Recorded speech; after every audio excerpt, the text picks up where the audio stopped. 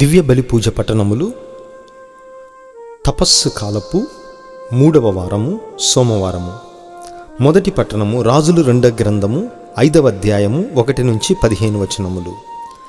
ఆ దినములలో సిరియా రాజు సైన్యాధిపతి నామాను. ఈ నామాను ద్వారా ప్రభువు సిరియా దేశమునకు విజయము ప్రసాదించెను. కనుక రాజునకతడని నా మిక్కిలి గౌరవము. నామాను మహాశూరుడు, కానీ కుష్ఠురోగి.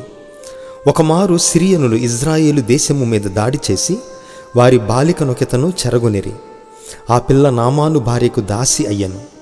ఆమె ఒకనాడు యజమానురాలితో, మన యజమానుడు సమరియాలోకి ప్రవక్త యొద్దకు వెళ్ళిన ఎంత బాగుండునో, ఆ దైవభక్తుడు మన దొర వ్యాధి నయము చేయును కదా అనెను.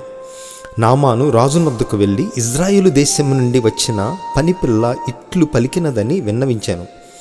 అతనితో, నీవు ఇజ్రాయేలు దేశపు రాజునొద్దకు వెళ్ళుము, నేనతనికి కమ్మ వ్రాసి ఇచ్చెదను అని చెప్పెను. కనుక నామాను 30,000 వెండి నాణెములు, 6,000 బంగారు కాసులు, 10 జతల పట్టుబట్టలు కానుకగా తీసుకొని ఇజ్రాయేలు దేశమునకు పయనమై వచ్చి రాజుకు కమ్మనందించెను. దాని యందిట్లున్నది: నా ఉద్యోగి అయిన నామానును ఈ లేఖతో నీ చెంతకు పంపుచున్నాను. నీవతని కుష్ఠమును నయము చేయవలసినది. ఇజ్రాయేలు రాజు ఆ జాబు చదివి బట్టలు చించుకొనెను. కొలువు కాండ్రతో, వింటిరా, సిరియా రాజు నేనతన్ని కుష్ఠు నయము చేయవలను అని అనుచున్నాడు. చావును గాని బ్రతుకును గాని కలిగించుటకు నేను దేవుడునా ఏమి? అతడు నాతో జగడము పెట్టుకొనుటకే ఈ పన్నాగము పన్నెనని స్పష్టమవుట లేదా అనెను. కానీ రాజు బట్టలు చించుకొన్నాడని విని ఎలీషా అతని యొద్దకు కబురు పంపి, నీవు బట్టలు చించుకొనేలా నామానును నా యొద్దకు పంపుము. ఇజ్రాయేలు దేశమున ప్రవక్త ఒకడున్నాడని అతడు గుర్తించునని చెప్పెను. నామాను రథములతో గుర్రములతో వెడలి వచ్చి ఎలీషా ఇంటి ముందు ఆగెను. ఎలీషా అతని వద్దకు సేవకుని పంపి, నీవు వెళ్ళి యోర్దాను నదిలో 7 సార్లు స్నానము చేయుము, నీ శరీరముకు మరలా ఆరోగ్యము చేకూరునని చెప్పించెను. కాని ఆ మాటలు విని నామాను ఉగ్రుడయ్యను.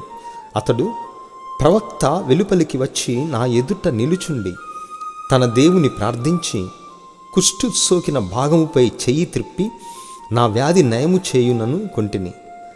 దమస్కునందలి అబానా, పర్పరు నదులు ఈ ఇజ్రాయేలు నది కంటే గొప్పవి కావా? నేనా నదులలో స్నానము చేసి ఆరోగ్యము పొందలేనా అనుచు అచటి నుండి వెడలిపోజొచ్చెను. అప్పుడు సేవకులు అతనికి అడ్డుపడి, అయ్యా, ప్రవక్త నిన్నేదైనా కష్టమైన కార్యము చేయమని ఆజ్ఞాపించిన ఎడల నీవు తప్పక చేసి ఉండేది వాడవే కదా. ఇప్పుడు అతడు చెప్పినట్లు నదిలో స్నానము చేసి శుద్ధి పొందుట సులభము కాదా అనిరి. ఆ మాట లాలించి నామాను యోర్దాను నదికి వెళ్ళెను. ప్రవక్త ఆదేశించినట్లే నదిలో 7 సార్లు మునిగి స్నానము చేసెను. వెంటనే అతని శరీరము శుద్ధి పొంది చిన్నబిడ్డ దేహము వలె అయ్యెను. అంతట నామాను తన పరిజనములతో ఎలీషా చెంతకు వచ్చి, అయ్యా, ఈ భూమి మీద ఇజ్రాయేలు దేవుడు తప్ప మరి ఒక దేవుడు లేడని నాకిప్పుడు స్పష్టమైనది. నేను నీకొక కానుకను సమర్పించుకోగొరెదను, చిత్తగింపుము అనెను. ఇది ప్రభువు వాక్కు. సర్వేశ్వరునికి వందనములు. ప్రత్యుత్తర గీతము, కీర్తన 42. సజీవ దేవుడువైన నీ కొరకు నా ఆత్మ ఆరాటపడుచున్నది. నీ దివ్యముఖమును నేనెప్పుడు దర్శింతునా అని తపించుచున్నది. ప్రభు, సెలయేటి నీటి కొరకు దప్పిగొనిన దుప్పివలే నా హృదయము నీ కొరకు తపించుచున్నది. అందరూ, సజీవ దేవుడైన నీ కొరకు నా ఆత్మ ఆరాటపడుచున్నది. నీ దివ్యముఖము నేనెప్పుడు దర్శింతునా అని తపించుచున్నది. సజీవ దేవుడైన నీ వెలుగును నీ సత్యమును ఇచ్చటికి పంపుము. అవి నాకు దారి చూపును. నీ పరిశుద్ధ పర్వతమునకు నీ నివాస స్థలమైన దేవలమునకును నన్ను తోడ్కొని పోవునుగాక. అందరూ, సజీవ దేవుడవైన నీ కొరకు నా ఆత్మ ఆరాటపడుచున్నది. నీ దివ్యముఖమును నేనెప్పుడు దర్శింతున్నా అని తప్పించుచున్నది. అప్పుడు దేవా, నేను నీ బలిపీఠము వద్దకు వత్తును. నాకు పరమానందము వసగువాడవు నీవే. నా దేవుడువైన ప్రభు, నేను తంత్రీ వాద్యము మీటుచు నిన్ను కీర్తింతును. అందరూ, సజీవ దేవుడవైన నీ కొరకు నా ఆత్మ ఆరాటపడుచున్నది. నీ దివ్యముఖమును నేనెప్పుడు దర్శింతునా అని తపించుచున్నది. సువిశేషమునకు ముందు వచనము. కీర్తన 135:5-7 నేను ప్రభువు కొరకు ఆశతో వేచియున్నాను. నేను ఆయన వాగ్దానమును నమ్మితిని. ఏలయన ఆయన దయకలవాడు, సమృద్ధిగా రక్షణమును వసగువాడు. సువిశేష పఠనము పునీత లూకా గారు వ్రాసిన సువార్త 4వ అధ్యాయము 24-30 యేసు నజరేతునకు వచ్చి ప్రార్థనా మందిరములోని ప్రజలతో ఇట్లు పలికెను. ఏ ప్రవక్తయు తన స్వదేశమున గౌరవింపబడడని మీతో నిశ్చయముగా చెప్పుచున్నాను. వాస్తవము ఏమనగా ఏలియా కాలమున 3 సంవత్సరముల 6 మాసములు అనావృష్టి వలన దేశమంతటా గొప్ప కరువు వ్యాపించినది.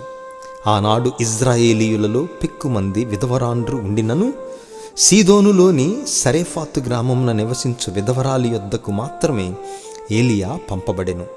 ప్రవక్తయగు ఎలీషా కాలములో ఇజ్రాయేలీయులలో చాలామంది కుష్ఠరోగులున్నను సిరియా నివాసియగు నామాను తప్ప మరి ఎవ్వరూ స్వస్థత పొందలేదు అని పలికెను. అప్పుడు ప్రార్థనా మందిరంలోని ప్రజలందరూ యేసు మాటలను విని మండిపడిరి. వారు లేచి యేసును నగరము వెలుపలకు నెట్టుకొని పోయి తమ నగరము నిర్మింపబడిన పర్వతాగ్రహమునకు తీసుకొని వెళ్ళి అతట నుండి తలక్రిందులుగా పడద్రోయ తలచిరి. కానీ యేసు వారి మధ్య నుండి వెళ్ళిపోయెను. ఇది క్రీస్తు సువిశేషము. క్రీస్తువా మీకు స్తుతి కలుగునుగాక.